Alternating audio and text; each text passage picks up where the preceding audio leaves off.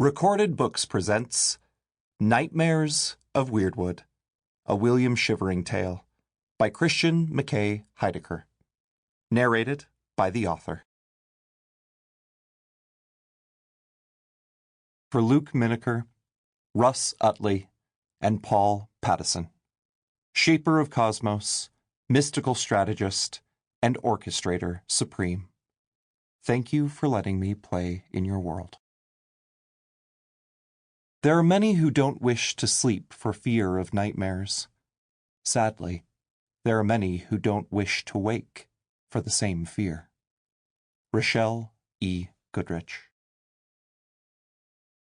The Fiery Plains. The blazing general was home at last. After being taken by the strange, flameless humans and spending months imprisoned in that small wire box beside other flameless creatures, far from the sizzling warmth of his family, his roaring mane had begun to flicker out. His red coal skin dimmed black with cold. He had feared he would be extinguished and never see his herd again. But now he was back, reignited on the fiery plains, where the orange brush roared into the sky and the grasses crackled pleasantly underhoof.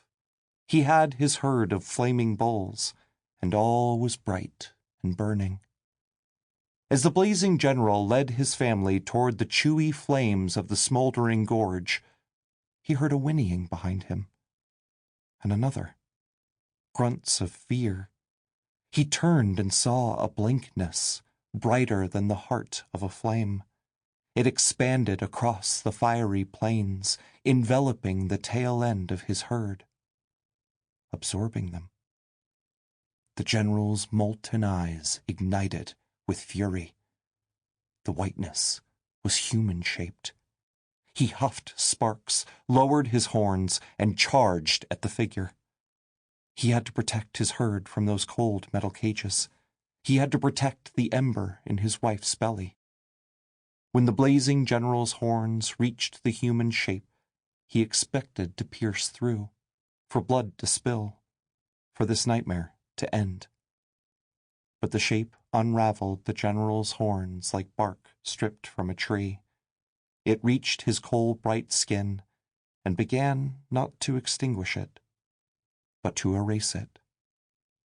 And the general learned there is nothing colder than nothingness. The Infinite Hospital. The floating nurse was thirsty. She had not drunk her quota of tears that day. She still needed to tell the little ones, tucked in their sheets, that they would not see their parents again.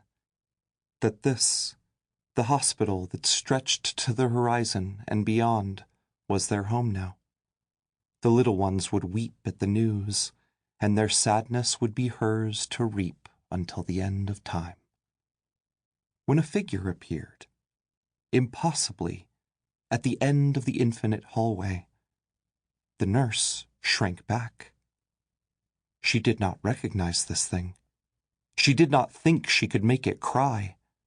The figure was dissolving the infinite hospital, vanishing the little ones from their beds before their tears could be harvested. And now it was coming for her. The floating nurse began to shriek, her thirst unquenched forevermore. The Treasure Bolt. Having defeated luckless Chuck and imprisoned the pirate captain in the belly of the Golden Whale, the merry rogues stood on the deck of their stolen ship and watched the moonlight cascade across the waves. The seas were safe again. "Now that's what I call a whale of a time," Tuck said. "I would call that a punning crime," said Mim. "You both owe me a dime," said Gus. He sighed. "I wish the boss was here." "As do I," said Tuck, pulling him close. "Nah," said Mim, wiping away a tear. "He'd just take all the credit." Gus spotted something out to sea and wrinkled his nose. "What's that when it's at home, then?" A white spot had formed on the horizon. It wasn't Sample complete. Ready to continue?